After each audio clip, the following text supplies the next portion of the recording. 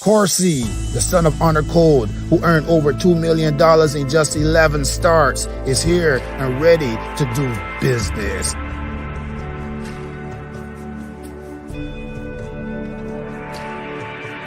Corsi is here to do business.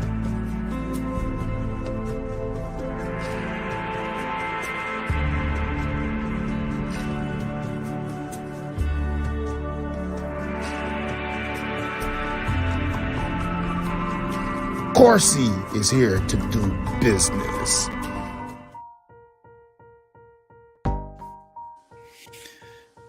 Well, here we go. Mr. Clark. Hey, Derek, how you doing? Hey, man, I'm pretty good, man. Here we are. Here we go again. Another Monday night, and it's been what, a week after the Barbados Gold Cup. Just 2 weeks, bro. Come on, man. 2 weeks already. Yeah, you had a lot of fun. If you can, it's like, is it a week? It's 2 weeks, my friend. I think it was the second. I think. Oh my goodness! I can't believe it's been 2 weeks already. How much alcohol do you consume? I mean, I had 2 beers in Barbados. Two beers. Just 2 beers. And you're missing a week somehow. It was my first 2 beers for the whole year. Okay. I guess that's worth 2 weeks, a beer a week, you know. That's why I can't do so much time in Barbados, because in 9 days I had 2 beers. Imagine a whole year. Oh yeah. I'm not trying to do the math, but I think you'll be like 36 beers in, somewhere around there. Anyway, before we get going, thanks for the swag. Oh, that's pretty cool. That's pretty cool. Oh, shit, gotta be fitted right now. It doesn't fit the same like Rocco's. You know, he's a little younger. So he got the five thing going. Yeah, he does. He got the Fat Joe kind of look when he has it. You know. That's right. I have to come over like that to look like this is a Fat Joe look right here. You know so what I mean? Or Jay-Z, Jigga Man. Us old boys who just needed to cover the baldness, you know. That's you know. That's why we wear a hat most of the time, you know. Yeah, we got to cover that. The lack of hair hat on, you know. It's pretty cool. When you get in our age. Well, anyway. Yeah, you know, age ain't nothing but a thing, they say, you know. That's right. Tell that to me when I wake up in the morning. So, how was the Gold Cup, man? I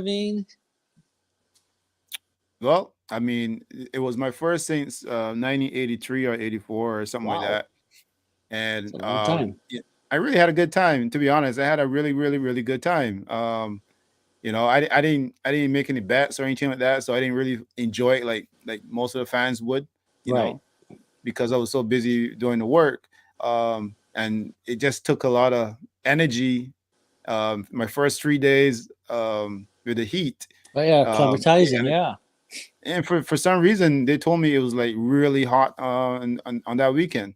Wow. So, you know, I was like, you know, heated out, man. Like lots of heat. It's like lots of liquid. You made it back, so you obviously hydrated and made it back. Yeah.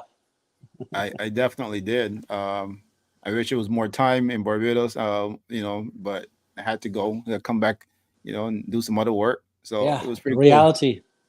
Cool. It is reality. Reality. It's like the fun in the sun is over. Exactly. But no, it's not over, because, you know, you still got your thing going. So it just got started. Yeah, it just got started for you. You're fun in the sun. Well, I hope it's not over for me. I hope I get an invite back again. So, you know, if you're a good boy, maybe Santa will come for Christmas, you know. I'm just going to put the word out there and see what happens, you know. Yeah, throw it out there, yeah. But you know what they say about chicken salad, right? What do they say about chicken salad? They say no matter how much mayonnaise you put in chicken shit, it's still not chicken salad. So you can add your meal. I don't know. I hear you. I got you. Maybe you got a different mix. But anyway, I mean, I'm glad that you had a good time, man. That's awesome that you had a good time. Yes, I sure did. And before we go on, I just want to say thanks to you and your team for inviting me down there to do some of that work. And it was I really appreciate it. It was a really good time. and I see what you guys are doing. You invited me, and I get to see a little bit of behind the scenes of what happens, with the horses that you guys send to Barbados, and what you're trying to do with Team Barbados. Hmm. Um, you know, Blue and and yellow. exactly. So it was pretty awesome for me to just document. I haven't put out many of the videos yet. I still got quite a few to release. Um, I'm debating how to send them out. But that's still a work in progress. I also want to thank the people in Barbados who I came across at the Garrison Savannah and elsewhere too as well. But Mhm. definitely the Garrison, people who were very inviting and receptive. Uh, there are people like mentioned some names. Eddie Bell, he approached me and introduced himself. Um, there were Mohammed. Muhammad, yeah. So Yes. you're saying you're a household name now. Well, well, I mean, for me, it was just like the people who said hello. That was enough for me. I think that was very nice. And for me, it just shows what we're doing. Also, it's reaching out to a lot of people. Right. There's many other people, Mark Batson, Chris Ashby, who you put me on to, Mhm. all the jockeys. I can go on and mention all the names, but many of the jockeys who reached out to me, there were so many people, and I'm very thankful. It was really cool, really, Very good. really, really cool. Now, what was your main highlight of the whole day or the whole week or 2 weeks, whatever you're missing? I mean, the part that you can remember, obviously. Well, the main highlight. There were many. There were Okay. many. If I can be fair. But just seeing, for me, honestly, like, because I do behind the scenes, so just seeing how the jockeys operate early in the morning. I got to witness that, I think once or twice. Just seeing that, to me, that was an eye opener. It just showed me how much grind that the guys put into crafting Day. Mhm. their work. And then, like, even like jockey, sorry, like Rocco and Patrick and Juan Crawford, Chris Husbands, like, there's many other guys that made it out of Barbados and made it to the bigger stage. A big stage, And yeah. yeah, just to see what they started from. um, it's not like I wasn't living in Barbados. I lived in Barbados for 16 years, but what I'm saying is, I wasn't a jockey or anything like that, right? Obviously, my cousin, he's Right. the one who hang around the track, and he did all the work in the paddock and in the stables and all that stuff, right? So that's a lot of stuff that was filtered through him to me, right? Right. And just to see the work that is put in, and sometimes they don't always get what they deserve. There's young fellows down there that you can tell that they want to do some really great things. They're passionate about writing, but sometimes it just takes one or two people Yeah, it to takes give them a time, shot. time as well. Yeah, yeah. Put So that time was on eye it. opener for me. Um, What was yeah. I don't even want to go there this early, but I mean, what's the negatives? I mean, I have to live vicariously through you because you were there. So that's why Well, I'm asking these questions. negatives is always, negatives hurt, but it's always room for improvement, right? So once Yeah, you add negatives to situation, in a I positive way. and if you ask me specifically about negatives, I could tell you, and I hope it doesn't hurt feelings or anything like that, because quite honestly, there's a lot of things that could be improved on. For me, if you want to touch on the jockeys and the professional part about being a jockey, it starts from like mentorship, right? So just an eye opener of, yeah, you want to be a jockey, but this, you could take this to a whole nother level. Right. Um, so you got to start acting that way. I mean, it's very difficult if there's people who are not reflecting the way how you want to be for the future, but you got to start somewhere, and it has to be leadership from above, right? Right. So that's what I'm saying. I mean, there's more. We can go very deep into it if we got time, but um, I Well, I mean, think, it's your show after all. but I think that is something that can be improved on. And I don't mean the jockeys are unprofessional. I mean, um, There's perhaps different how, standards, different layers. yeah, perhaps how they're treated also. Yeah, I get what You you're know, saying. I mean, I was there as a jockey, believe it or yeah. not. But so I totally understand. But I know Chris Ashby is trying to do. He has something called Next Gen Writers or Next Gen Hmm. Jockeys. I think it's Next Gen Writers. But anyway, so he's trying. I think it's all grassroots from him. We did like a little seminar, just talked to a few writers, but a lot of it didn't go well because I guess I was too hard on them. I don't know, but anyway. But I mean, so my take on it is that I'm older now, so I don't have the bandwidth to, sow the seed, water it. I just need to grow really fast. Put some fertilizer and let's just go, because you need to be at a different stage in a year from now, not in 5 years. Right. And that's probably my perspective from an older person. Yeah, I need some grow fast or something to really speed up the maturity and the professionalism in some of the kids in Barbados. But Yeah, they're yeah. trying.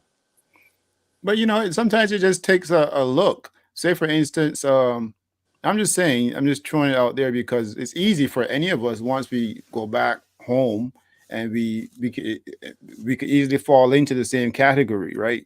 Yeah.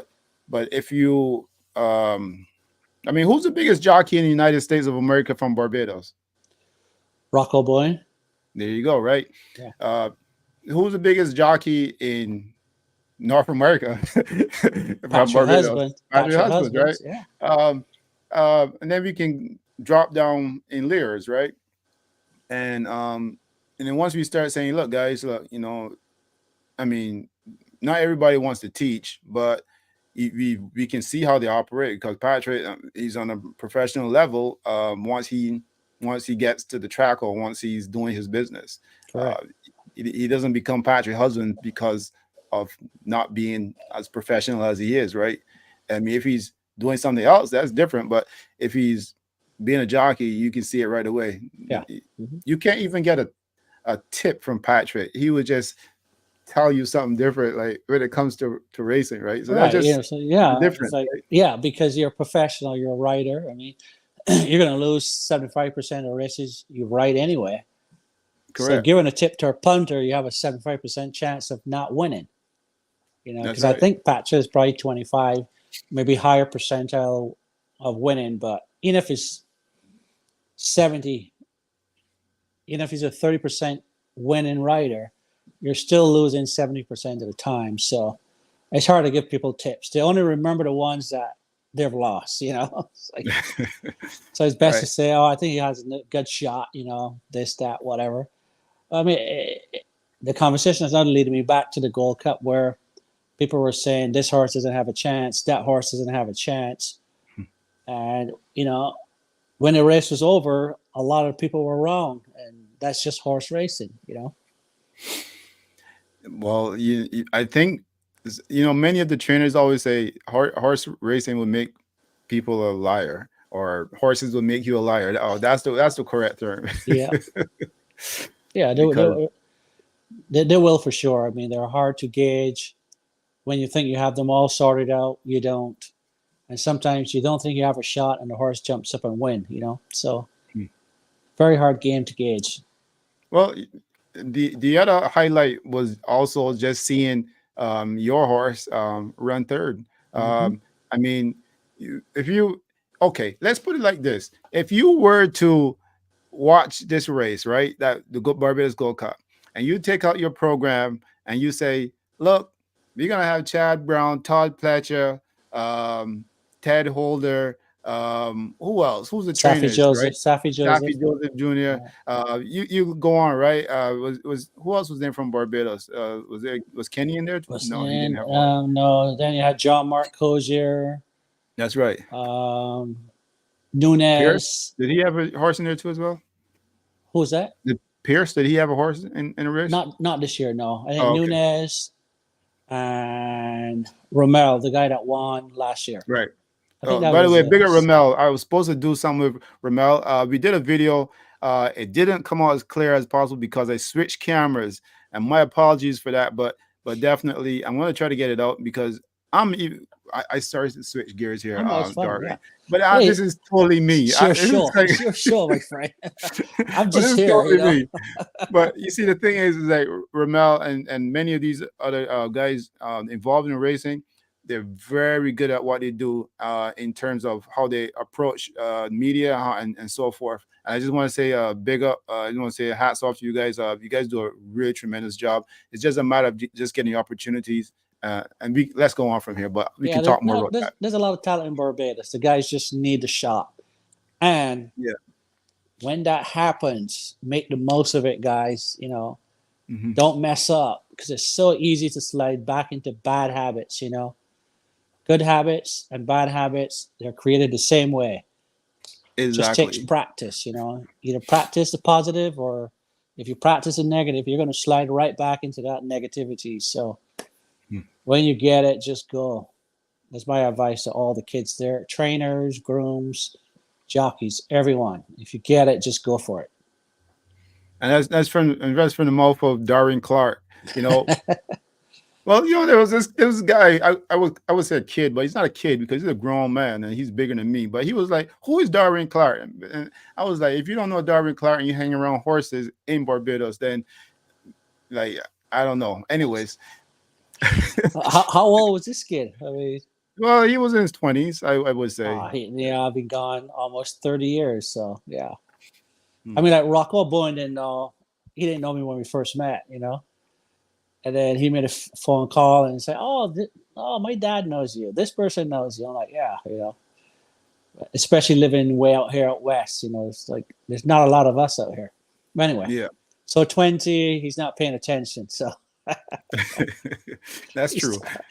But he's what I want to say was, if I was to look at that race, and I had a program and I see the names that were on there, you know, obviously I would not think that your horse had a chance, but your horse ran third. So for me, it was like, okay, I think we got something good going here. Mhm. People say whatever they want. It's easy to write people off that you think you know or you feel that doesn't have a shot or whatever. But I would say, like, I think you're onto something because here you are competing with. Think about it, Chad Brown. You know, you hear Mhm. these names that are winning tons of races, not only on a monthly basis, but on a daily basis. You know Yeah. what I mean? So, But the thing anyways, is it's not just the trainers. They were very good horses. that's right. You know what I mean? The quality of horse that went for the Gold Cup was, I don't want to say bar none because I think Blast of Storm was a really good horse, but it was right up there with all the others that came. They were good horses. But what I would say is that we're moving in the right direction. You know, we've improved. We were second and third in the Coolmore last year. We won it this year. I think we finished eighth in the Gold Cup. We finished third. So I think that trajectory is going in the right direction. So at one point we'll hit that apex. We'll definitely do it. I promise you that. We're getting there. Yeah, yeah. So it was pretty cool. I really enjoyed all those moments, and I was trying to think of another highlight, but there were many. There were many. For me, there were many, and there's going to be more that's going to be highlighted as time go on. I met a young lady, Khadija, the jockey down there. Yeah, the female jock. Yeah. We were supposed to have a conversation pretty soon. I was supposed to have a conversation with the winning jockey of the Gold Cup. St- I guess we got lost Antonio. in, yeah, Yeah. we got lost a little bit here, but I'm pretty sure he'll hit me back again and we can go from there. But it was pretty cool watching the whole event. There's a lot of people that go to the Gold Cup, but they don't go for the race. That's Yeah. another thing. Hey, whatever brings them, right? They go for the pageantry. Yeah, yeah. Pageantry. But I mean, whatever brings the people, whether it's the race itself, the atmosphere, the uniqueness of the garrison, whatever it is, it's like, come on out. I think the Turf Club needs to just feed off what they're doing right now and improve. It's happening, but it's going to need some work.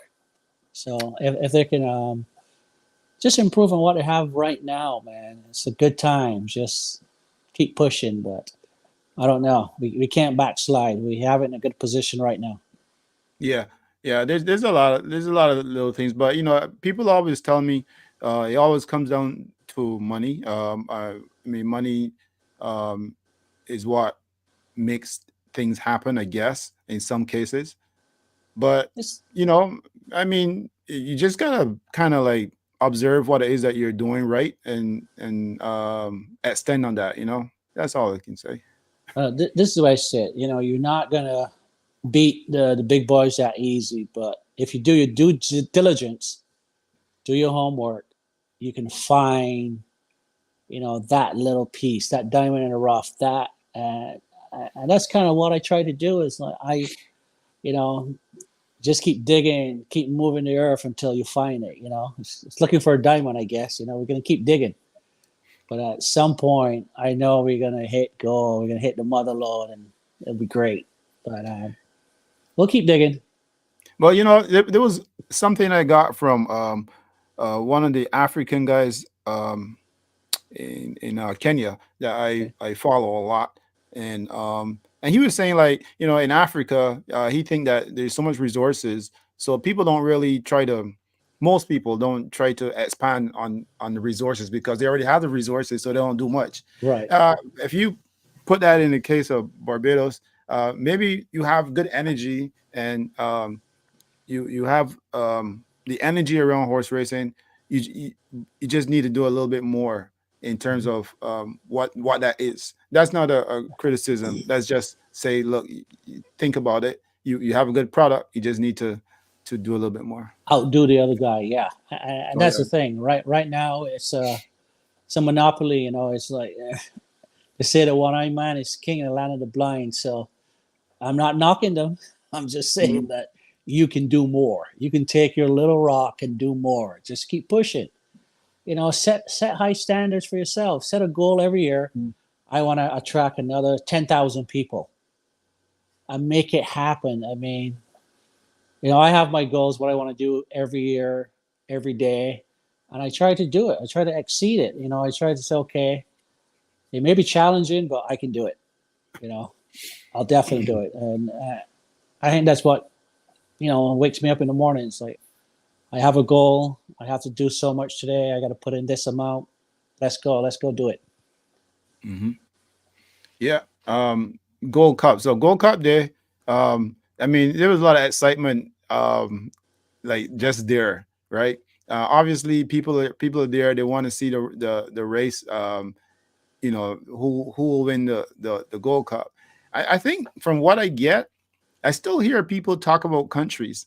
So I feel as though like some of the neighboring islands need to jump on board, and Yeah. and I don't know how they would do that, and because money is everything, and Right. Barbados is not cheap. Barbados is very expensive, right? But I would say because a lot of older people and a lot of people that don't normally go to races, but they one thing they would mention would be where was the horse from and stuff like that, right? So they Right. still got that in their heads, Hmm. um, like where the horse is from, the competition. You know what I mean? Yeah. So that's one thing to think about. I think the Turf Club could do a better job about getting foreign horses, and not just the people that come from the U.S., but within the Caribbean. So they're going to have to find a creative way to make that happen, because that would add, you know, maybe that 10,000 people coming out, because Trinidad is represented. It's pretty tough for Jamaica because they run on sand, run the other direction. But if you can somehow get even one or two from Jamaica, that would add. But that's just my opinion. When there was 22 horses nominated for the Gold Cup in the first round, there was an excitement that I've never heard, or feedback I was getting from Barbados. People were so excited, and then once it got down to 11, they're like, oh. And then obviously, I think 8 ran, I think, or 7. But that first, the first sub, that was exciting to see 22 horses nominated for a race in Barbados, a race of that caliber. I mean, that was exciting. Yeah. for Well, me. for me, also like if you look at the bigger races around the world, when it comes to that one race, usually it gets pretty jam packed, right? So Mhm. I think that you're right. That probably can be improved on. That should be a note. That should be noted specially. Let's get more horses. Um, Correct. let's get more horses. Let's I get think more horses there. I think some people ran scared when they saw the list of names of people that were bringing horses. Some people were like, "Oh, I'm out." I think that's just the way it appeared to me. It's like they're like, "Nope, I'm not going. I'm not going. See ya. Maybe next year." But I think that list is going to be there. The rumor was it was Ramsey's last year, so I don't know if he'll come back. But But why would it be his last year? I think I don't want to guess, but I would assume health and probably just cut him back a little bit. But I mean, he's not a spring chicken like you and I. Mhm. But I think kudos to the Smiths, Sandy Lane, the whole posse for sponsoring the Gold Cup 20 something years. And then, bringing a horse and taking their money back. I mean, I was thinking about that yesterday and I was thinking, man, I would love to do that someday. Put up some money, then get a horse to go win the money back, And that's Yeah. the ultimate. It's like playing poker. Here, guys, I'm putting up all the money. And then you win the whole pot. You end up taking all the money from the table. So kudos to that, man. That's an accomplishment. I mean, here's basically some free money. Hey, I'm gonna come take my money. And so he did. So kudos to them. Well, Tremendous race. I'm curious to know about that more, a little bit more about that whole Ramsey relationship and connection, and why the rumors are that this will be his last year.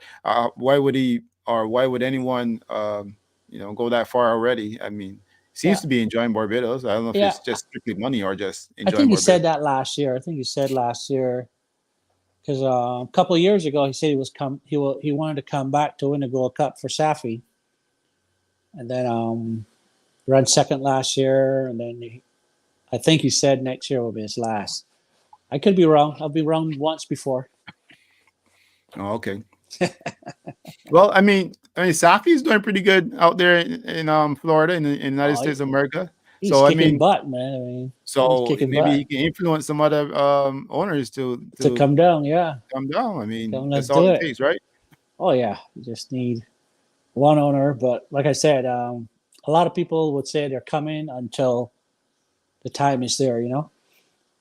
But I I mean, must like say, I was gonna say, but hats off to like Ramsey and those guys because to commit for quite a while like that, and if it's not only for the money or just somehow to put your name on the map because for a lot one thing that I'm finding out and after speaking to ex jockeys and people involved in racing a lot of times I'm realizing like the guys are saying look the the um the hardest part for them really is not to be known like just to disappear from the map and right, nobody knows who they are yeah, so stay yeah so relevant. yeah. So another question I have for you, Barbados related. How was outside of racing? How was your time there? Oh, I had a great time. I had a great time outside of racing. You know, I got some rest. I needed it. Um, I needed it. I still need it. Um, You're jet lagging a week later. man, I I'm still mean, jet lagging. still tired. You're on the same time as Barbados, man. Come on, I'm I 3 hours know, behind.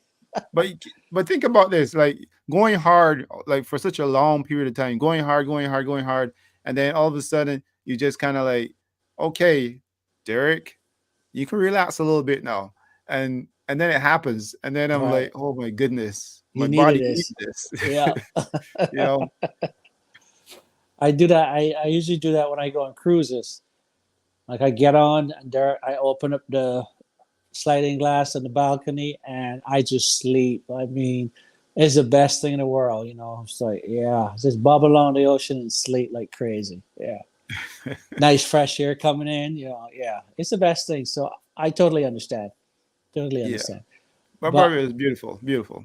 we were talking about Kadisha Arthur. You were supposed to interview her. I Yes, think I think she has talent, but and I'm going to step on a limb here and say, but I don't think it's applied to a higher standard. That's just the explain. feedback I'm hearing. Well, I hear that doesn't come out to work. I think she rides like one or two horses. I mean, if you want to be a professional jockey, 6 days a week in Barbados, seven if you're here, but you have to improve your craft. And the only thing you're going to improve in anything in life is practice. So if you're not practicing, you're not coming out, all that potential that people see in you is just going to go by the wayside. So that's a knock I hear on her. She doesn't come out. She doesn't get on horses, stuff like that. That's interesting. Yeah. Because, uh, okay, I mean, that's interesting. I mean, I haven't spoken that deeply to her about racing. We had a few chit chats, and we were setting up a time to do something, just so people can see what it is that she brings, and maybe perhaps she can explain or show that jockey career is something that she wants to be part of, right?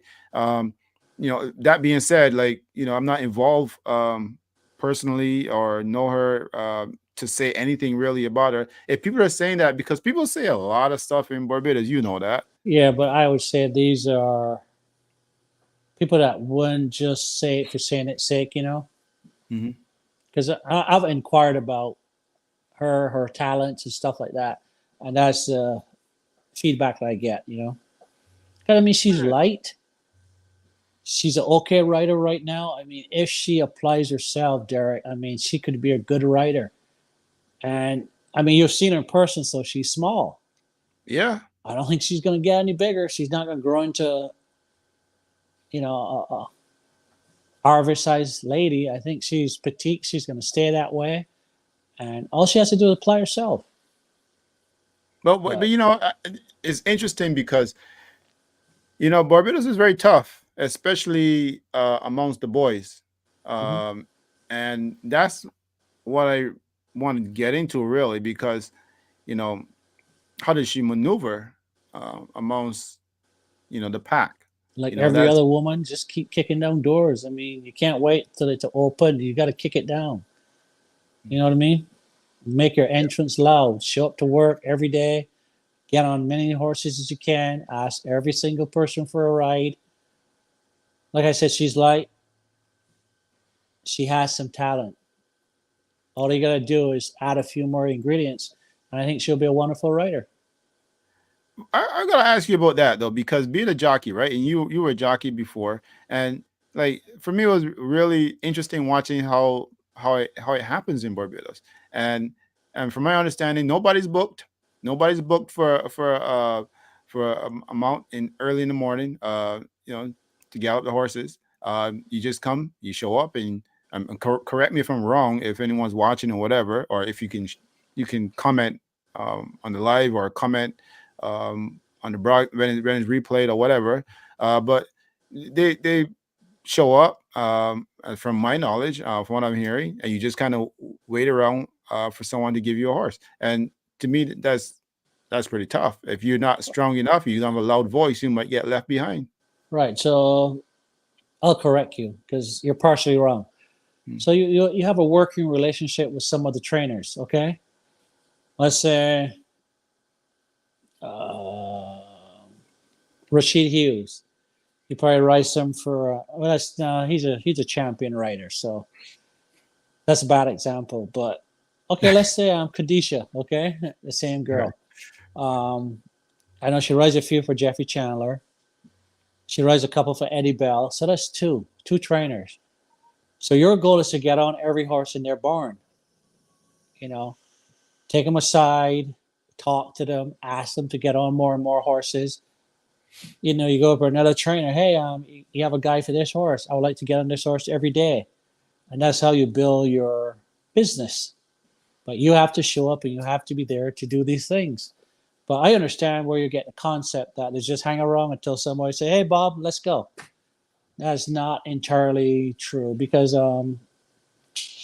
everyone has a rider that they want to ride their horse. So they'll say, "Hey, I want you to get on this horse next Saturday. He's going to breeze 3/8. I want you to get on this horse every day because he's tough for the other guys." So that's how you build business and get in with the bigger trainers, and obviously success would breed some of that too. So there's a guy called Ford. His first name, I don't remember his first name right now, but anyway, I heard he was a good rider. And this guy So won two on the weekend. yeah, he won too. I think first race in his career.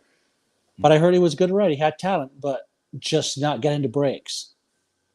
But a couple of people identify him as a good rider. Another good writer is Kadeem Muhammad. Somebody identified him to me as this guy has the work ethic. He does this, he does that. He's a good writer. So people would notice stuff about you, but you have to apply yourself. You have to behave yourself.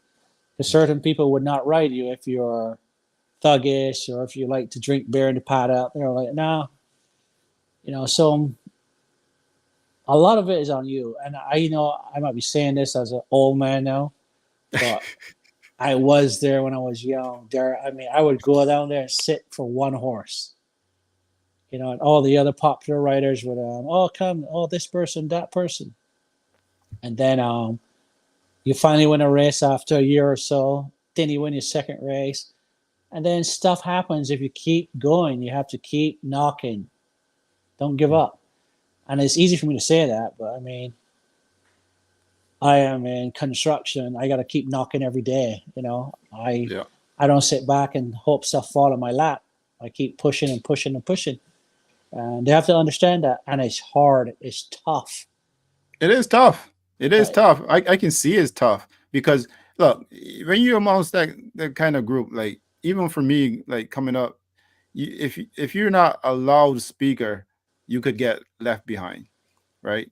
So I don't know how that works. it's not necessary. I mean, you have to communicate. You don't have to be loud.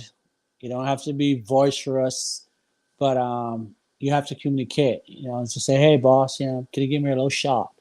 He might say yeah or nay, but I mean, if you ask him every morning, he might just give you a ride so to get you off his back. You know what I mean?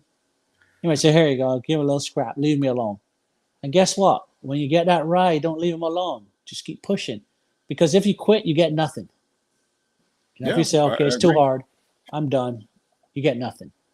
So Yeah. I would say keep pushing, and I would say also like talk to the right people too, and associate with the people who can help you as a jockey to get the right mounts. You so know, that's all it is. I'll give you example A. To Sean Hazelwood, he won a few races and stuff like that. And then I saw him on a horse, and I'm like, I like this kid. He has nice hands, this, that, whatever. So anyway, kept going, kept doing. I mean, and as you know, I mean, I'm not going to be redundant here, but he's now in Florida.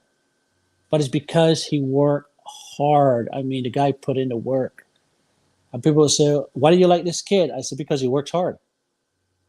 I said, "He's there every day, steps up to the challenge." And obviously, he got rewarded because he won a lot of races. I mean, he won a ton of races. And then, I don't know, Safi Jovis spotted him or somebody said, "Hey, this kid," but that's how life is. But he put in the work there, and he's here now in Gulfstream.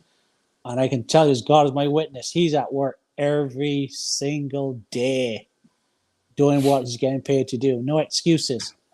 So that's how you get rewarded. Hmm. And it might come in different ways for different people. But that's just a clear example that if you work hard and show up every day, that could be your reward. Yeah, and there's and what I saw also was there was a lot of other young um, jockeys and also youngsters that are planning on being jockeys. Like like you'll take away Tishawn, Rocco, Elijah. You take away a lot of guys from Barbados, and there's still these little kids. I'm telling But, you, these but little bear in kids mind, right? are So there. You know. you're emptying the hopper, but it's getting replenished. Oh I yeah. mean, in my opinion, maybe too much because we have a lot of inexperienced writers in Barbados Mhm. right now. But like the few names I call and other names, they're gonna rise, and then they'll leave the spots for the younger guys that are now jumping in the pool. So, I mean, it's a cycle, and hopefully those guys move on to North America, and we start the process all over again. May I ask you, since you said North America, is North America the only outlet, I don't think so. I mean, I think the opportunity is there most places. or is it? I would say it's easier in North It's America easier. because Mhm. Patrick Husbands and Rocco Boyne. I mean, and all the other guys. I mean, I don't mean to highlight those, but there's two leading writers Yeah. in North America. So Rashawn Latchman, all the guys down in Charlestown, and the guys out west. I mean, so North America is easier. I mean, you don't have to explain where Barbados is at. Like, I'm from Right. Barbados. Oh, you guys produce good writers. Okay, here you go. But yeah, Oh, I don't think it's the only market. I mean, I know years ago, guys would go to I want to say Japan to gallop horses somewhere out there. hmm. Francis Ramseur was one, and a couple others went out there. I think it's called From Macau. Barbados? Yeah, Mm. just as work writers. But again, it's still the opportunity, right, to get out. And Yeah. I think Yeah. the money was pretty good, but I think Barbadian writers can go anywhere and perform. But it's going to take trailblazers and also people that represent Barbados and what we're about. Not just go out there and be a nuisance or whatever. I'm not saying they're going to do that, but that would be a double negative if to do that, because then that window of opportunity would not be there for another writer that would love to go somewhere and gallop horses or be a writer. Yeah. For me, I just like to see a fair opportunity for the guys, for the jockeys coming from Barbados, to when they reach a stage, any stage, that they're treated with respect. But that, I mean, it starts from within, so it starts with Mhm.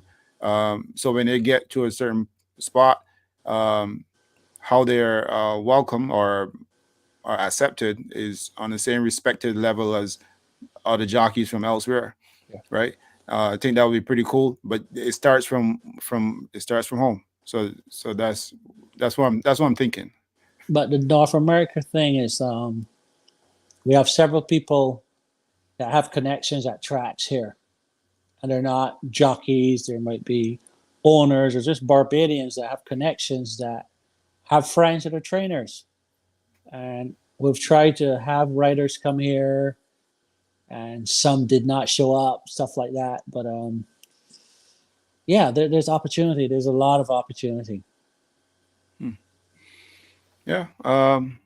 Yeah, but I mean, if you're talking about that, yeah, that's something that can be worked on. And I understand that you guys, that there was some conversation that you guys are going to have with some people in Barbados about trying to help improve that too as well. Kind of heard through the grapevine. Yeah, I think so. I mean, like I said, Chris Ashby's doing a really, really wonderful job on what he's doing with the young writers, but he needs help. He needs support. So I think it's maybe a month ago that I did something with him, but I told him I'll be available, once a month. Just give me a day, give me a date, and I'll jump on and try to do what I can to help the guys. I don't mean to sound negative when I say try to do, but take part in his in what he has going on. Because there's so many layers. I mean, there are so many layers to being a writer, especially if you want to be successful. And hopefully, I can share some of my past with him and some of the stuff I'm doing at present now, outside of being, actively involved in race riding. I guess Hmm. you know, but I mean, I can give them a lot of advice, and like I Well, always say, well, after speaking with Chris, it was pretty cool. For people who are watching, you can check out racing racing scene scene live. live, yeah, Yeah. racing scene live. Yeah, and check out the .com too as well. He has a website.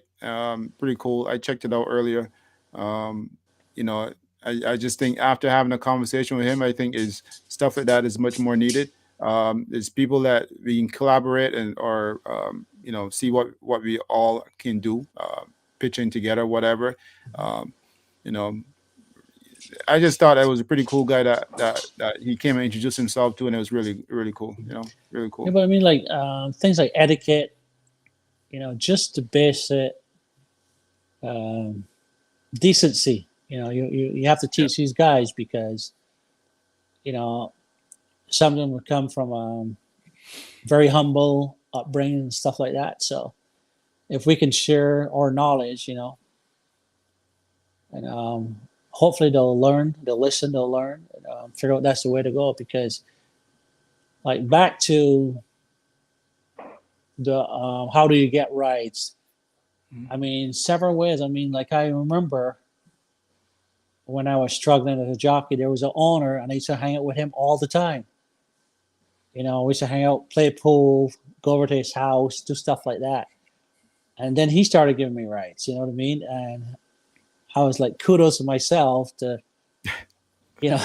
But I mean, like in the business world, you go golfing with your customers. I mean, so if you're a jockey and an owner loves golfing, you say, hey, you want to go play a few rounds. And Yeah. that way you form a different relationship on another level, and it might produce some fruit for you someday. I mean, Well, speaking of fruit, I mean, even a simple thing like, okay, this trainer, he likes mangoes. Let me bring two mangoes for him. exactly. I mean, there are different ways of getting into some person's circle. Yeah, it's absolutely. I mean, but you got to solicit, right? You just can't sit there and do nothing and hopefully you get something fall in your lap. Doesn't happen. Yeah, I'm not a big fan of just sitting around and doing nothing. I believe you got to get out there and make things happen, uh, And you as have to much as do you it can. every day, every single day, every Oh day. yeah, oh yeah, it never stops. Anyway, What? go ahead. Hmm? I'm sorry. I was going to ask you about some of the other races on Gold Cup. What did you think of the switch around having the sprint at the end? Did you like that? I enjoyed it. I noticed it could be dangerous because people want to leave right after the big race, right? So you're gonna have people crossing the track and stuff like that. But I get the appeal to it, but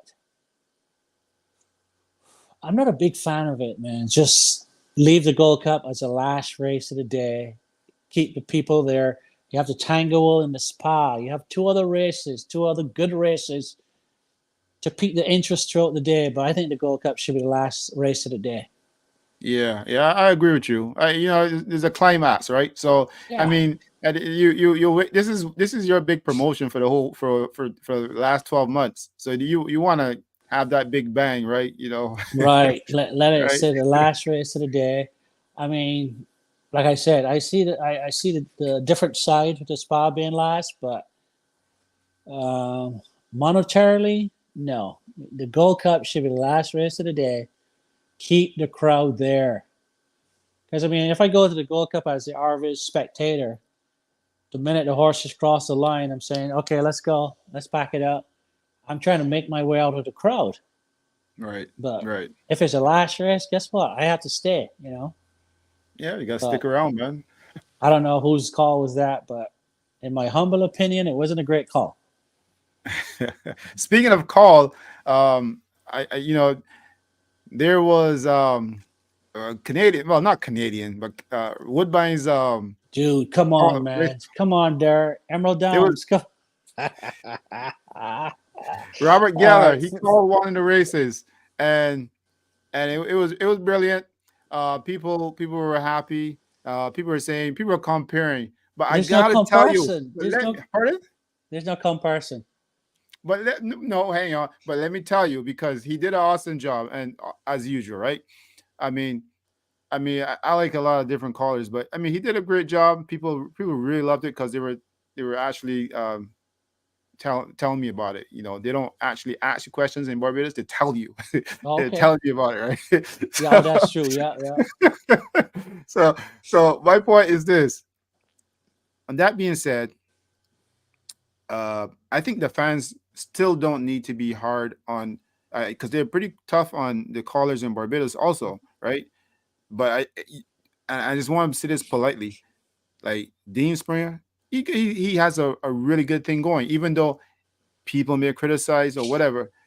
But I'll tell you why I say this. I witnessed the little kids who were like 5, 6, 7 years old, right?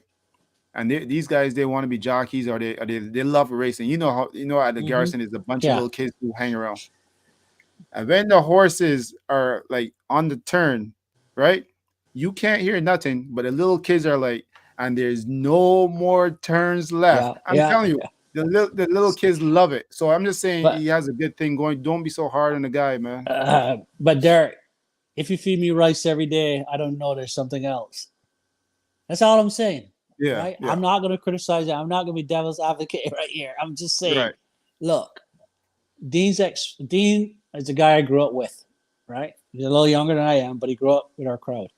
His excuse is, I'm this, I'm that, I'm this, I do this part time. Okay? Mm.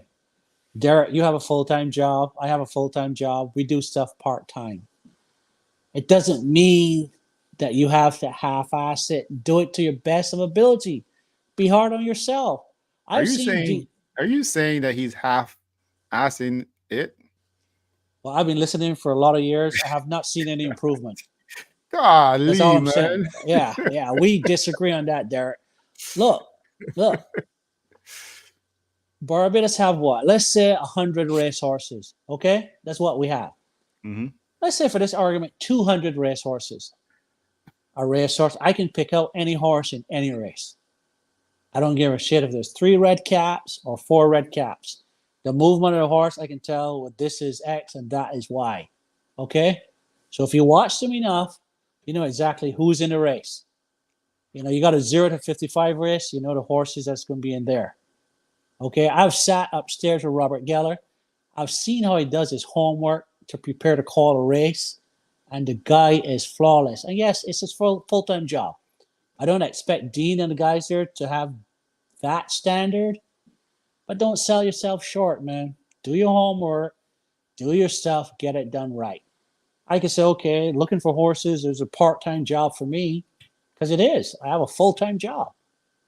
But it's not me, I'm going to do, okay, this is a piece of shit. Hey, here you go. I'm not going to. I'm doing it to my best ability.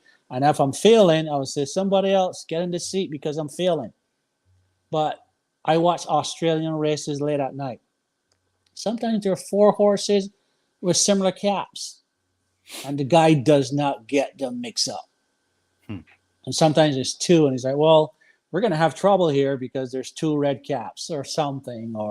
But it's always this negative. I'm like, dude, do your job. Do your job. So the guy that replaced Robert Geller, he's in Arkansas right now. The name escapes me right now. But he came to Emerald to replace Robert. Right. And his prerequisite for the job was he had to call 500 races and turn them into the club so they can review the races, see if he can commentate. And then he went from Emerald to Golden Gate, now from Golden Gate to Arkansas. And I should have remembered his name. Oh, Rocco's probably screaming at me right now. But anyway, he was our acquaintance, So I don't know how often you listen to Arkansas races, but he would say he always calls Rocco instead of No, the the guy right horse. now. Yeah, he would say Yeah, Rocco I Bone don't is remember his moving up. name, but I know what you mean. Yeah, Rocco is this. Oh, what's his name? Don't Anyway. worry, I'll make Google work pretty soon, bro. Oh, Arkansas. commentator 2024. Hang on, somebody's just messaging me. So no, it's I mean Arkansas is Oakland, right? Oakland, yeah. Sorry, man. Oh, yeah. I guess I got too hot on the Dean thing because I hate when he makes excuses. Oakland Park in Arkansas. Um, What's his name? Anyway, so is it Vic Stoffer? no, he was Not the him. old guy. Oh, okay. big stopper with a call. We go up to announcer. Oh, okay. I think I know who it is. Is it Matt Dinnerman? Matt Dinnerman, yes, Oh, okay, yes. right. Matt I Dinnerman. hear it all the time now. Now that you say it, it's like you Right. hear That's it. how I You remember hear the stuff. You name. go It up ring. to It's like announcer, Matt Matt. Dinnerman. Yeah. You can't just say So Matt. You got to say Matt so Dinnerman. I was talking to an acquaintance. I don't remember who it was. And I just called them and I said, "Oh, you're listening to you're watching Gulfstream races." And the person said, "How do you know I'm watching Gulfstream?" I was like, "Dude, I watch races all over the country. I just gotta hear the commentator's voice and I know which track is that. I mean, come on, that's what I do. I watch races. You know what I mean?" So, Yep. Yep. and he's like, "Man, I can't believe you recognize his voice." I'm like, "Dude, like every track I can tell you, and I can tell you like their go-tos, what they like to say, what they like to call jockeys out, what the return. But I mean, like the normal returns, that's very good. Dean has scraping the paint. He has some that I don't like a horse would be in front, and he said, so and so doesn't have any excuses today of traffic. I mean, Dean, it's a front running horse. We know he's going to stop. Or most of the time is and I'm paraphrasing because I don't remember what he says, but it's always a fairly good break. And the horse is dead last. I'm like, are you watching the same race I'm watching? You know what I mean? How can you say every almost 90% of his leaving the gate is a fairly good break? But Not you, that but he you, uses those words, but I get the feeling that but that it can't be scripted because I've listened to some of the no, callers it's not and they, scripted. yeah, you But can't script some of this stuff. Like you can't like script the calling of like the I'm race. saying, right? Sometimes a horse is not even obscured, and someone has to tell that person who the horse is. So you have like a voiceover saying, "Oh, that's Jerry the Nipper."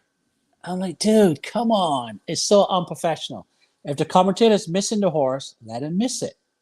Hmm. You know what I mean? Don't say Bob back, or Right. Nijinsky. Like, leave him Right. alone. He'll pick up the horse eventually. Exactly. But yeah, they drive me crazy. Absolutely crazy. And But but yeah, but I mean, like, stuff like that. Like they're. I'm pretty sure they're not. Well, stop making I had Dean on excuses. here. Stop making excuses. I had Dean on here, and so we had a Right? good chat about that stuff, right? So Right? so he was saying, like for instance, there's some good young callers that are coming up, and Mm-hmm. he's more than happy to give them the baton and so forth like that, right? So There's I a mean, guy there that calls pretty good. He gets a little excited close to home, so he freaks out. But his calls are not bad at all. I mean, if he gets more practice, I think he'd be the better caller in Barbados. I'm not going to call his name, but I think there's a guy there. I don't even know no, his name actually. I agree. I mean, I actually, I think Dean might have mentioned his name, but he also calls the races really good. And when he starts the race, there's a lot of energy and the flow is good. So that, for me, that's always inviting when you hear Yeah. that. But you have to be creative with your calls also. You just can't be saying monotonous things that you say all the time. I mean, so like, you know, back in the day when people write letters or wrote letters, like you'll read a letter for some person and you're there. They might start off saying, as I sit to write this note to you, the birds are chirping, the dog wants out, and they give you a whole picture of what's going on in their life. Not, hi, Darwin, how are you doing today? Hey, blah, blah, blah. You know what I mean? Yeah, yeah, So yeah. and that's what I'm saying. So Dean needs to pass the baton to a more colorful commentator. I mean, he's not improving. That's my argument. He's not improving. Well, I And guess you're not friends with Dean, right? I am. I think, but I gotta criticize my friends. If I hear and I don't want to rub shit in his face and tell him it's chocolate. I mean, I'm telling like it is. Right.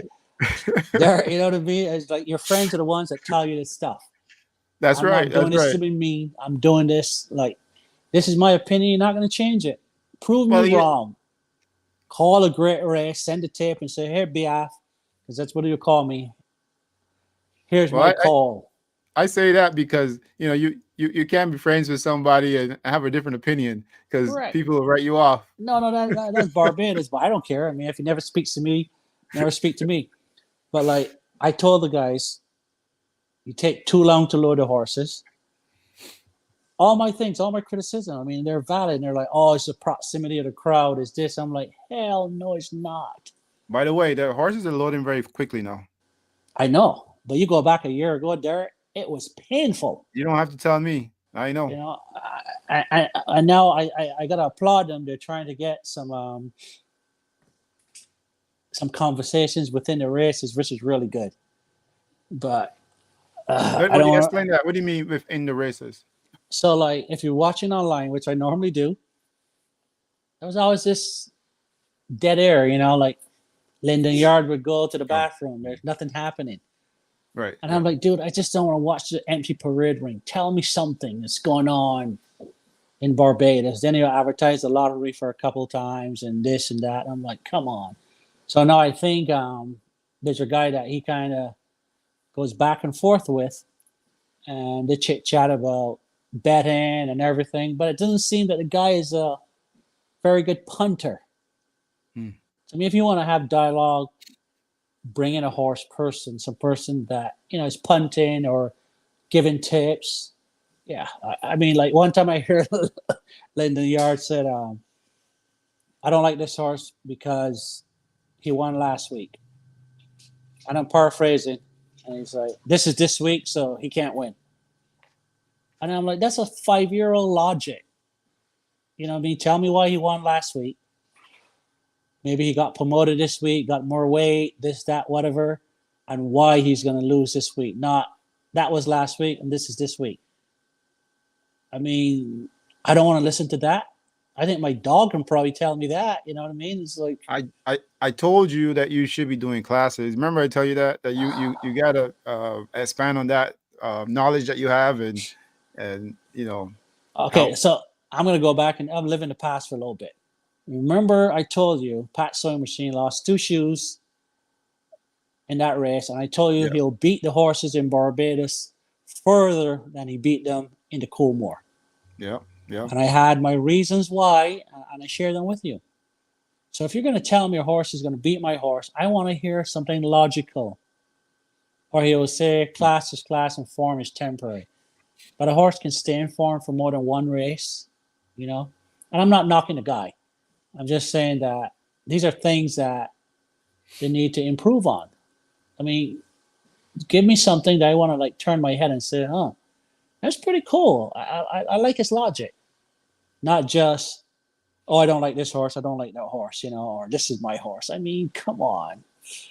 Yeah, No, I agree with you completely because I think there's something cultural there as well that maybe from upbringing that doesn't allow a lot of us to expand on that on what we really want to say or what we should be saying, right? right. So rather than expound on it, we just kind of say, like you just said, I don't like that for whatever Without a reason. reason. That's full stop. That's it. Yeah, I guess in our culture, we're not thought to really dive right in and come up with something logical. You understand what I'm saying? I totally understand because Yeah. coming up also we were not allowed to really express ourselves. Correct. But I think that for me that's 57 years ago. For you, I don't know, but I'm just saying that now. Well, just a little bit underneath that. So I talk to people in Barbados, and the logic is like, oh my god, it's like talking to a wall. You know what I mean? It's like and speaking of that, and that's like I'm going behind the scenes. I'm trying to speak with a lot of people, and I run into the same issues too as well. So I find myself, going into overdrive, right? Trying to make things happen.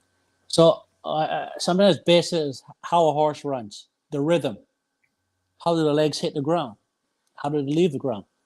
How many legs are on the ground at any point in time? If you ask those questions, a horseman should tell you. If he's a horseman, not saying I don't know, it doesn't matter. But it's your trade. You should know these things. How the weight is transferred through the horse legs. You should know those things. But if you ask a horseman and he doesn't know, instead of saying, well, Can you share that with me? I would love to learn. I would love to hear. You know what I mean? It's like if Yeah. you ask me about building a building, I will tell you from the ground up how it goes together, every nail, every single thing there, because I know it's what I do. Exactly. So I mean, if you're a commentator, you can't. And then it's like the horses are coming towards me. They were coming towards Robert Geller also. First time Mm. out, they were coming towards him, and he called them perfect. Years ago, Safi Joseph invited an English commentator down here. I want to say his name was Wally Gilbert or Wally something. And he called the top class race, and it was one of the better commentaries. I mean, we had good commentators back in the day. Dave Bernard, Mike Goddard, and Kelly Yeah. Walcott was pretty good too. But I think the standard is way, way down. And I mean, if I don't tell them to, pull their socks up and do it better, nobody's going to. I'm isolated. What I can do is say, this horse is no good. They've Well, already said that. well, to be honest, like speaking of commentary, I remember they were really hard on Dean one time, and then to be quite frank, the following week or whenever it was, he was really good. He was really good at it. Right, Like exactly. so, sometimes you just need a little bit of a reminder that hey, look, man, we Yeah. still love you, but we want to see you do a little bit better. That's Right. all. I'm not saying the bamboo rod, is the right correction for things. But Barbados, we live in a society that people give you, we call it pressure or heat, Mm-hmm. they'll Yeah, be on you. I mean, yeah. if I was doing bad and doing a lot of bullshit, I would get pressure and heat from each and every one, and I would deserve it. So I'm saying if you're going to be in that trade, either do it right, do it to your best ability, or give it up. Those are the options. Let somebody else have a shot. You know what I mean? I, I'm not being hard on Dean. I'm just speaking my truth. well, I agree with you because if look, man, the truth is, if you're gonna take the time to do something, you're gonna get involved and do it properly. Right. If you can improve, you can improve. But if it's going for years and years and years, you're not improving, then there's an issue somewhere, right? Yeah. I Um, mean, it's a side hustle. I appreciate it's a side hustle. He's not a he's a vet. That's his primary job. But I'm saying if you're not doing it right, don't let it be your side hustle. I mean, if I come on your show, I have nothing to bring up to the table. I'll be like, hey, Derek, I'm not coming on. I have zero. I have nothing. This is going to be a flop. Why bring me on? But I always bring stuff to the table. I well, mean, that's one of the reasons why I like talking with you because right, we can always have a good dialogue, good flow. We can talk about X, Y, Z and still make it sounds good. right. And I'm not going to agree with you because I am opinionated. I am not to the point where I can't change my mind. If you say, hey, Darwin, look at this over here, I'm going to say, hey, show me it, Derek. I want to see it. But I'm going to critique it. And if I still don't agree, I'm going to fold it up and I'll give it right back to you and say, don't agree. And believe it or not, this is what I like to hear. If I'm doing something and I like to hear, okay, tell me exactly how you feel. Your first impression is what tells me what the product is or what's happening. Yeah, If your knee you jerk. beat Yeah. around the bush, it's gonna be kind of messy. Tell me exactly how it is. So I'll tell you a group of us, right? We're looking at a horse in the last sale. And we say, okay, 35, 40 is max for us, right? The horse went for 67. So 67. yeah, Oh, unraced 2-year-old. And the guys were mad. And I'm like, hey, why are you guys pissed off? Obviously, we have an eye to look for a good horse. You know what I mean? So don't be mad. Just keep doing what we're doing. And at some point, you'll find something in your price range. But I'm just saying, it was a good horse we were looking at. But we thought that it would slip through the cracks, and it didn't. But so it's the it was same that thing, good. right? I have people that will critique me. I'll critique them. They'll call and say, hey, what do you think about this? And I'm like, nope. And I'll tell them exactly why. Or I would say, hey, what do you think about that? And they're like, nope, I don't like it, this, that, whatever. So, I mean, honesty is the best policy to say. So let's be transparent and let's keep being honest. But If you I was gonna don't, say that. I was gonna say transparent. You said it right I away. stole your thunder. I'm sorry. Hold on. We'll wait till Well, next I winter. took that word from you. You know, you're Oh, always saying really? it, Derek. You know, transparency. That's the best policy, I guess. You be transparent with everyone, then you can't go wrong. You have You nothing to cannot. hide. You don't Nope. have to go back and try to sweep Smooth it anything over. away. No. It's like, I told you this horse is a piece of junk. I told you this horse can run a little bit. Yeah, transparency. So there's no blowback. You know, if you're transparent, you tell people straight up, this is what's happening. What it's going to do. If the bottom falls out, it falls out. But at least you told them, right? But Exactly. Dean can Well, work hard and get better. I'm going to work hard and try to find some great thoroughbreds. So, I guess somebody will remind you about that. oh, hey, I don't fall short of my promises. I mean, we're getting there. The little engine that could, we're chugging along, but we'll get there. Now, you won the spa sprint last year, right? Yes, sir. Did when you, after like watching it this year, did you say to yourself, "Man, I just wish I had a horse in there"? I said that about 5 weeks before the spa because Jockler had some shin splints, and my first reaction is take care of the horse. Sent her on the farm 6 months. You know, I said I don't want to see her for 6 months, and then the vet looked at it. It was healing really well. It's like 6 weeks, before the spa. And that little guy at the back of my head is like, hey, 6 weeks, we can do it. 6 weeks, we can do it. And I said, nope, because my knee-jerk gut reaction was 6 months off. I don't want to see her for 6 months. So then I had to tell the little guy back there, it's like, nope, we said 6 months, we're going 6 months. But so no, I wasn't disappointed. That horse ran really well last year.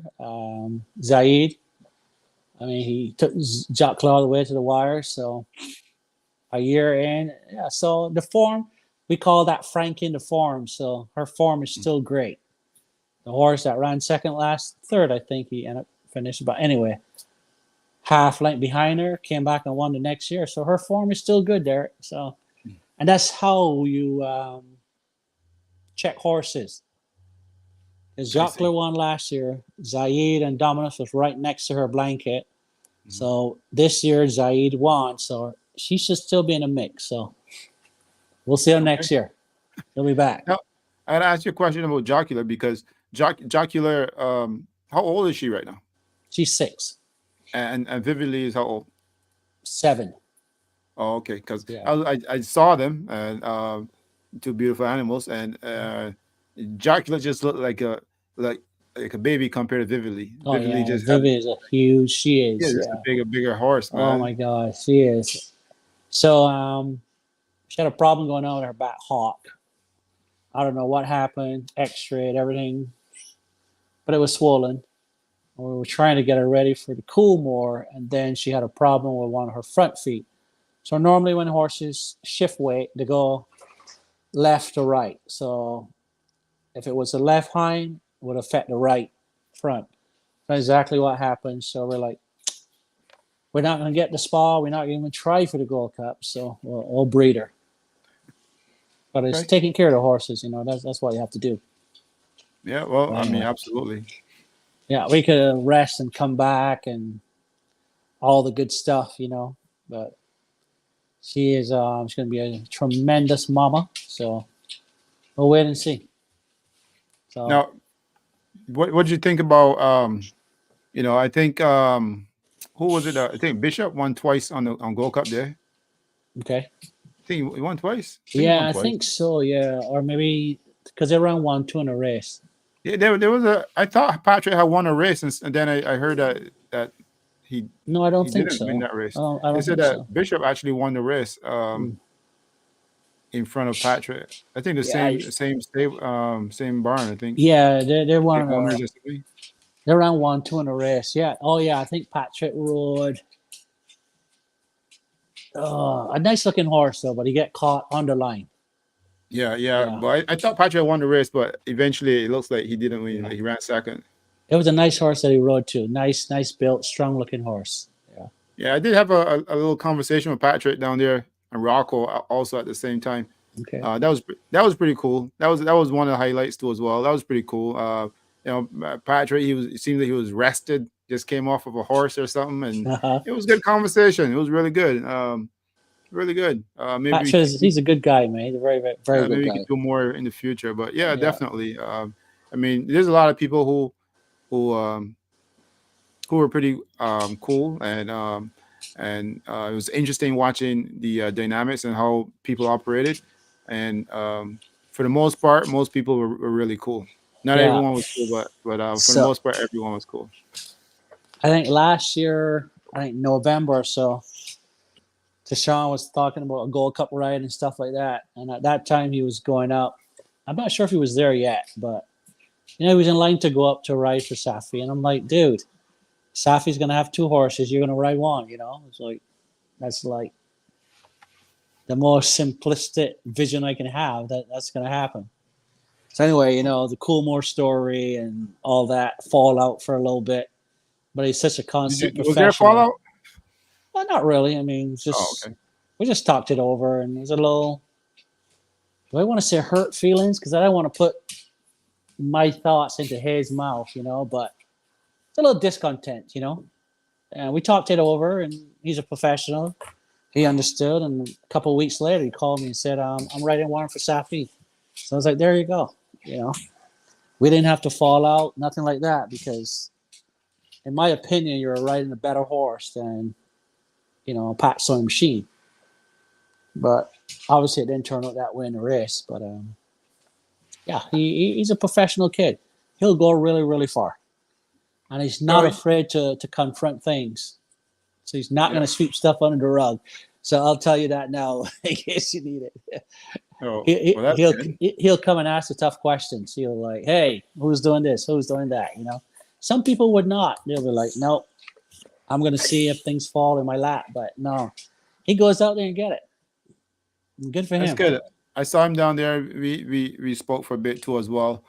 Um, but he's not a big talker. So he talks, but he's not a big talker. He won't just Yeah. ramble off stuff. So pretty Yeah, I good. think. Well, maybe he talks more to me then. But we have a longer history, I think I've known him for about 2.5 years now. So Well, yeah, I mean, there was a lot of excitement the day before the race. There was a radio station there. I think Voice of Barbados. okay. Uh, I think Rocco was on there for like 4 hours. Oh really? Wow. No, it was no, it's probably like this, like 30 minutes or so. But Rocco has a big voice, so he He definitely does. he knows how to put on the shine So I on the saw I saw you an know. interview with him and Nancy. Oh my god! I called him up. I'm like, dude, you're getting it. Have you seen that one when they were on No, the not yet. You airplane? gotta send me I'll send me send that. it to you when I get off. I mean, I was like, oh my god, Rock, yeah. It was amazing. So I did this little clip on board a flight, basically saying his last leg, this, that, whatever. I mean, it was Oh killer. yeah, yeah. I think I saw that. Yes, Yeah. yes. What do you think about that? I mean, It was pretty good. It was really good. I was blown away. I was like, wow, okay. Yeah, I was absolutely blown away. Have you Well, seen? Go well, ahead. Rocco just says things without remorse. He just says things, and then someone may correct him. He say, "Oh, that's what I mean." Okay, cool, good, okay, good to go. Hey, but at least he's coming right off the cuff and he's honest, right? I mean, it's not Exactly. like he's not making his stuff up as he goes. He's like, oh, yeah, I No, mean this. no. But yeah, he got a little criticism for the ride and the Gold Cup, but I want you to go back and watch the race, Derek, because I'm going to give you a lesson in horse racing. So Pat Sewing Machine usually comes from way off the pace. He's a slower horse, right? And he missed a break. He was pulling double. He caught up with the pack. He got a dream run on the inside, switched him out at the 5S pole, and that was a beautiful position. Then at the half mile, Rocco went up and kind of challenged the leaders. And then it appeared that the horse did not run a lick until he got back to the head of the lane. And then he rallied and ran third. So I watched the race because, I mean, I had to figure out why, he didn't run between the half mile pole and the bottom of the straight. But he got outpaced because when he went up 4 wide at the half mile, the front runners kicked on and he got outpaced for a little bit. But he really needs like a mile and a half to pass on the machine. He needs a long distance. When he gets back here, that's what he'll be running, probably a mile and a half, anything over a mile and an eighth and further. But yeah, he just needs either more pace or to go longer. But that's what happened. But people were saying it was a bad move and this and that. And what might have happened is he would have sat there in third or fourth with the gray horse and the eventual winner. Mm-hmm. And they would have sprinted away and left him because he doesn't have that snap and that quick turn of foot. He needs something to run at. He needs some pace to run at. So you'll see it. I was watching the race, rewatching it on Gold Cup Day. Then I watched it afterwards, and I did see that. I was like, "Where's the horse?" And then I was like, "Okay, there he is." And then I was like, "There he's up challenging for the lead," but then he kind of slipped back a bit, and he still ran third. And I was like, "Okay." I mean, I'm not like you. Well, the pace quickened. The pace quickened. Yeah, the pace quickened because the front runner say, "Okay, let me go on because there's somebody coming." And it could be too full. Either you sat behind and they would have quickened away from you anyway, or you go up and make it a race and try to put it into a stairs race, inject speed into the race. But anyway, it's just stuff that I've learned over the years. I don't know if I ever told you this, Derek, but I worked in a bookmaking shop from about 1986 to probably about 1990. And I've watched so many races in that period of time. I mean, we were running races from 8:30 in the morning till night some days. Wow. And yeah. And I get there, I sat there as a cashier and I watched every single race. Yeah. I get a feeling you're the kind of person who just goes deep into things when you're really interested in it. I have to. I mean, why not? I mean, if you can do it well. Well, that's why I end up here. This is why I'm doing this because I'm messing around with the watching the races, me and my friend, and I just feel like I need to do more. I was like, you know what? I just need to do a little bit more. You're doing a great job, man. I mean, you're doing a great job. You're reaching people, and hopefully, you'll have a couple of broadcasters that watch your show sometime. Like, you know what? I want to do that when I grow up. And then someday, a guy on CNN is like, "Yeah, I used to watch Derek Headley." Oh my God, that kid, a kid from Barbados. No, it's the truth, though. It's the truth. There was something that happened recently, and I was like, "Oh my God, it's a small world," because it was so close, but yet so far away. Yeah. I think Joe Biden was talking about something, his family coming over, and I think like Obama's family was on the next boat or next ship over. And he's like, they could have been on the same ship. Yeah, something like that. But something like that happened to me also. And I was like, oh, my God. We obviously crossed paths, but I just don't remember, Yeah. Yeah. It happens. I mean, and then it happens quite a bit too, I was talking to a kid today. Well, he's an adult right now, but he was a kid when I was a young adult. And I used to spend many Sundays at his dad's house. And he was just telling me, "Oh, I remember you used to come over and this and that." And I'm like, "Dude, you were a little kid." He's like, "But I still remember." And we would go there every Sunday to watch races, like the previous Saturday at the races, Because a lot of people back then didn't have VCRs to tape the races. Yeah. So this one guy, he had a VCR and a player and whatever, the big old cassettes. And he'll tape the races. He'll come over on Sundays and then he'll replay it. And that's how we got good at our crafts, just watching replays and stuff like that, and what we should have done right, what we did wrong, stuff like that. Yeah, we used to watch Gulfstream like that. We used to kind of mess around and watch the tapes and all that kind of stuff. Gulfstream Park back in the days. I'll share a quick story about watching races, and so at one point in my life when I was not riding. But anyway, I would still go with the jockeys because we have the English like Walter Swinburne and a couple of English jocks. They would come in, and we were watching a horse called Fifth Avenue, which he was a sprinter, and he would always like pick the race up from the half mile and quit at the head of the lane. And we were going over the race. And Walter Swinburne thought it was he just could not get 7.8. And I was like, no, Walter. I said, if you hold this horse up for another furlong, he'll last. And he's like, no, I don't agree. No, he's just a sprinter. He's just not seeing out the distance. So David Horton, he was a normal pilot. And I told David, stop moving the horse at the half mile.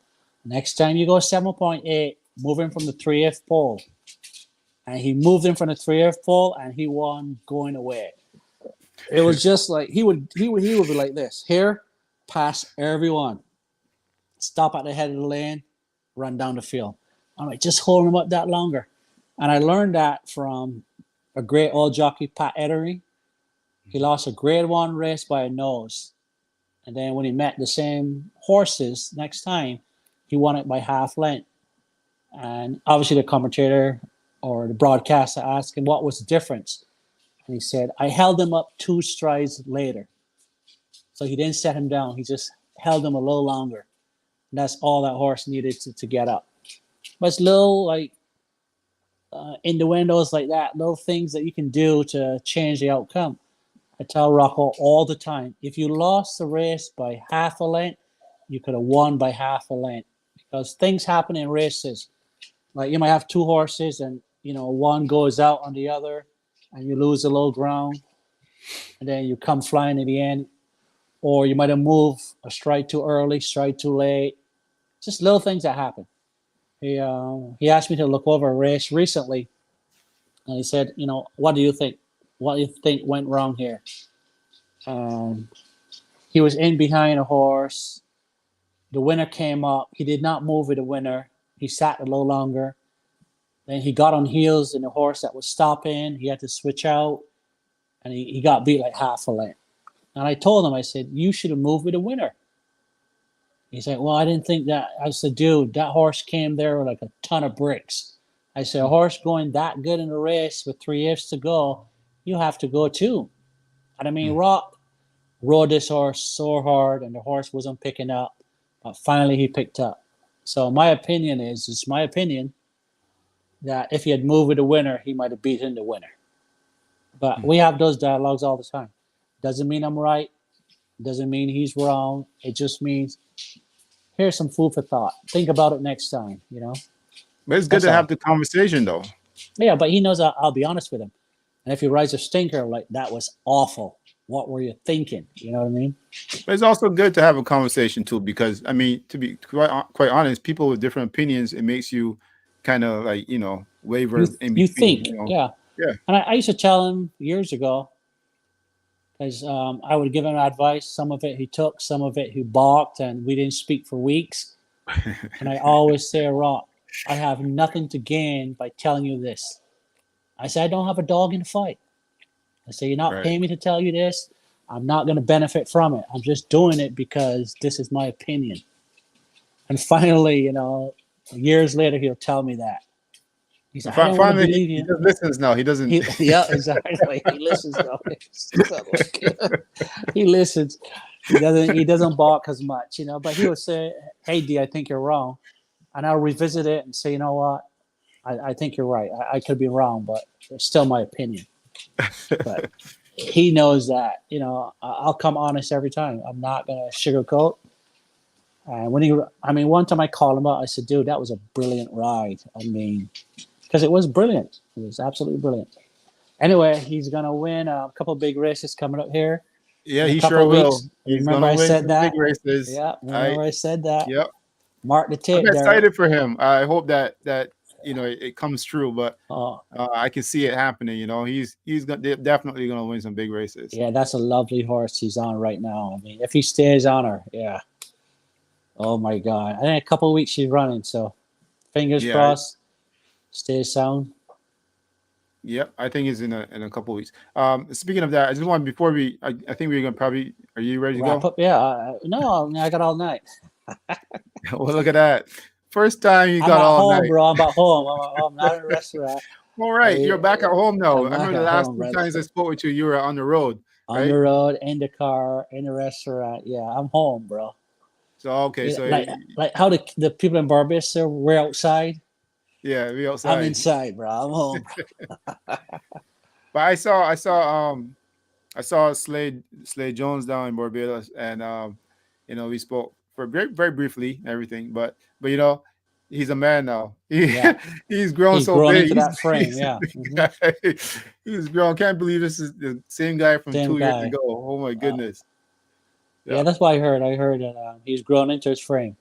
Yes. But good Yes. for Yes. him, though. He made the choice. No sense killing myself to catch weight and stuff like that. You can do different things. There's so many things in horse racing you can do if that's And the I think he field he might be wants to training. stay in. Oh, he might be training. Wow. Yeah. Okay. Wow. 17 years old. Holy crap! Yeah, that's young. That's young. My I mean, goodness. but if you have the dedication, he's responsible. He can do it. He's going to learn a lot on the way. I mean, it's like we all do. I heard a trainer. I think he was going for the Triple Crown, but I know he definitely won the Kentucky Derby. And he said, "I'm not running my horse." He said, 18 years ago, I would have run him. He said, "But I've come so far, I'm not going to run him." And that's maturity. So stuff like that you learn along the way. Yep. Yep. That's why you're not going to see one of mine just hopping around the track. You can't do Oh, that. I mean, it's cruelty. And no, this you're, way, you're you're right. yeah, you can't do that. And I said, I'm not going to endanger somebody's kid's life. You know what I mean? If something is wrong, they're not running. It's absolutely. I wouldn't live with myself if something happened. But So the dream continues. You're next year. Will we see you back again? oh, like, come on, man, shit! I'm a glutton for punishment, bro. I Just give it to just me. just want to be sure. Something to I keep on the radar. I almost posted the countdown, but I was like, people would say, "Ah, come on, give us a break," because I did that last year, Sunday after the Gold Cup, 365 days. And a guy actually corrected me, and I said, "No, next year's a leap year. We have an extra day." So I didn't do it this year, but we're probably 325 days. Yeah, somewhere around there. The Gold Cup, Well, I maybe think. 24. Well, I had a good time. Just for the Well, I'm record, glad you did. and even though Appreciate you going. Rocco didn't win a race, right? No, he ran third, maybe a second, but hey, you can't win them all, Derek. Come on. But we caught some good fish, I saw though. that, man. He shot some tuna. It's like the boys out fishing. The boys on Man, a boat, we had a man. blast fishing, man. We had a Uh, good time, man. the boys on a boat, man. I was like, wow, look Yeah, at them boys. Oh, that blue water, just the sunshine. dude, I'm the like, yeah, fish was pulling our hooks off the line. wow. That's good At one fun, man. point, That's good fun. at one point, the captain pulled the line from other Rocco hand and say, "Look, I can't let this fish pull you in the water." Was that the tuna that he posted? I mean, he had a tuna like that big. He had more than one tuna, man. Wow. We caught for the record. We caught like for the record, right? Yeah. You ever listen to fishermen who ever go out fishing? But for the record, we caught maybe about 200 fish. Wow. That was a Yeah. good day. So the only thing that I have to teach you guys, right, is how to show your fish. Because Well, Rocky's like holding it like he never held a fish before. So this is rule number one. When you catch a fish, you hold it head and tail, and you push it way out in front of you. right to the line, right to the camera. Right. So it looks like a shark that you have. I mean, no matter Yeah. how big the fish is, it looks like 3 times or 4 times the size. That was my I first forgot fishing about that. lesson. Yeah, that's the first fishing lesson, man. And don't take any bananas. It's Well, supposed to be bad luck. well, look, we would have loved to do all that, but we had a very old school fisherman captain. The captain was like, "Listen, matter of fact, did you see my camera? My camera dropped in the water." No way. I didn't see that. No. But he wasn't playing. He wasn't about all that camera and all that stuff. He's like, "When I hear the fish, I want to hear the tech pictures." Stuff So I tell you what, man. Look, I have a friend that does charter fishing, and it's an amazing time. It's more drinking than fishing. So you get on the boat like 5 in the morning. He baits all the hooks. He probably has like eight seats on his boat, you know. But he baits everything, sets the hooks out, and you just kick back and have fun until you have something on, and then you'll number the rods so you know which rod is yours when you get something on, and you catch, you get it in the boat. He does everything to it. He rebaits your hook and toss it out, man. It's bougie fishing. You don't have to do Oh anything yeah. but reel that guy in. So No, we someday, had a raw, authentic fishing, man. We had that experience. that's good though. That's good, man. I mean, I did that when I was a kid, but as an adult, no, man. So I had a supplier, and he offered to me several times. Fly to Alaska, get on a puddle jumper, go to this remote fishing hole, fish there for a week, and come back. But I would always turn him down. Like, no, I can't do it. But yeah, when you get over to the Northwest, man, you got to do some fishing. Yeah, This is where it's definitely, at. You get some good definitely. salmon. Do you know the 5 species of salmon? Another one is a Chinook. There's Chinook, but there's pink salmon, which is your pinky, right? Hmm. So your ring finger is a silver because you put a ring on your ring finger. Okay, The middle is the king because it's the biggest finger. right. Your index finger is a sockeye because you can sock yourself in the eye. Okay, And then your thumb is a chum salmon. So that's the okay. 5 salmons right there. Oh, I, Chum, I remember that. sockeye, king, silver, and pink. Come on. Oh my God. You forgot already? Oh, I Don't forgot the worry. last one. For But record, anyway, it's all pinky recorded. You can finger. always go So back. I know it's fine. Pink salmon, I guess. A pinky. I don't know. Come on.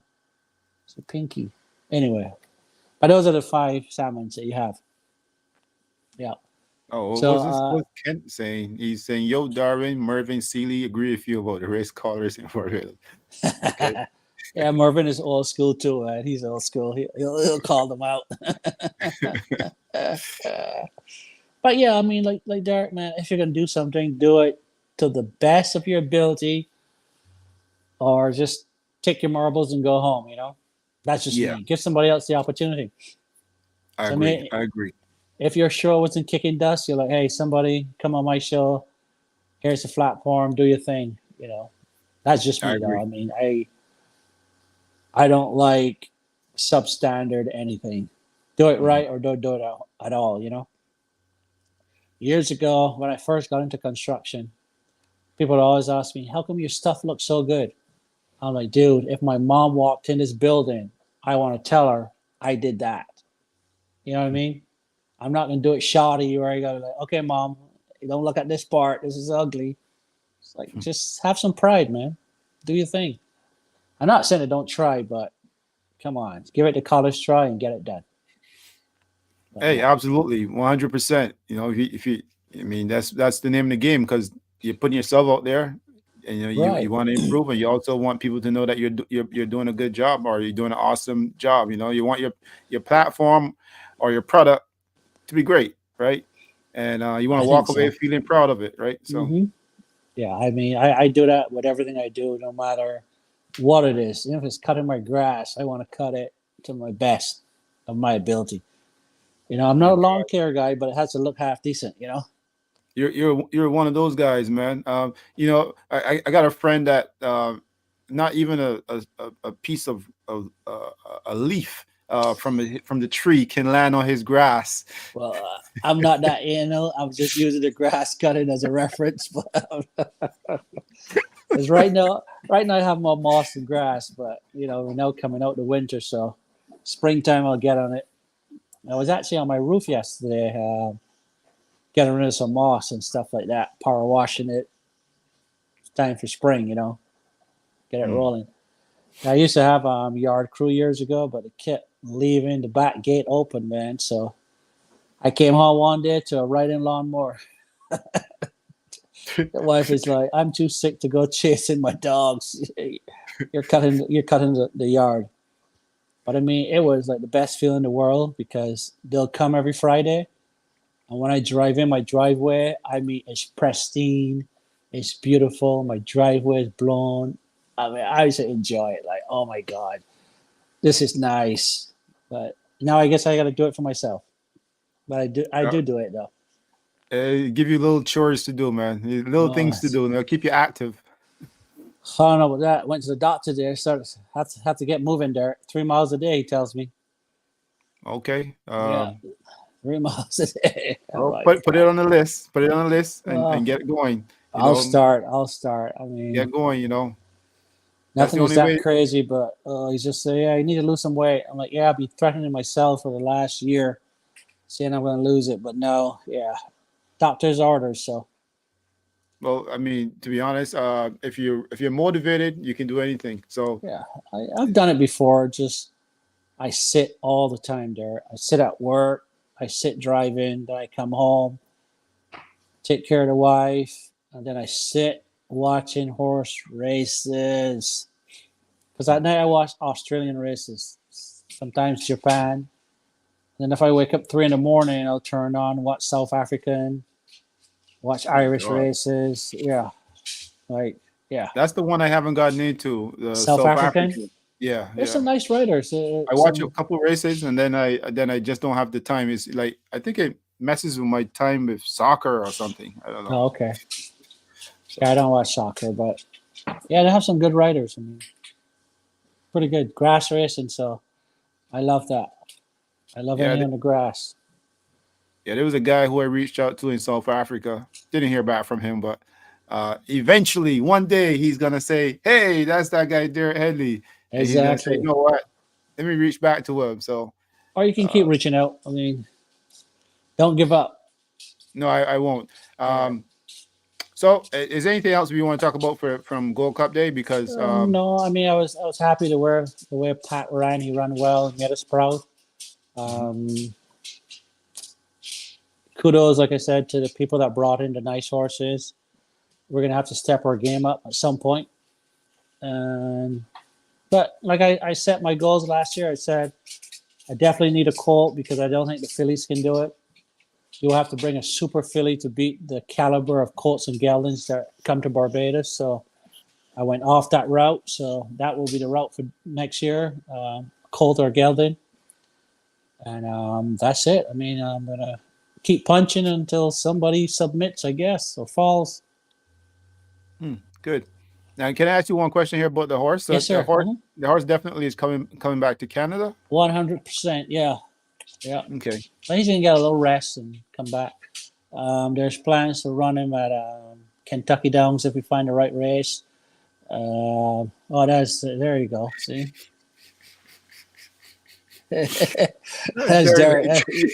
He just brought out. He just brought out the ghost, man. This guy, man. You know, I met Derek Lynch in person for the first time, and he's actually a pretty cool guy. And you know what he's talking about because look, there's so much history. But anyways, the music hit me, and trust me, when the music hit me, I just can't help it. You know. Dude, I hear. So, like I said, you don't repeat everything you hear, but the men tell me that you can party.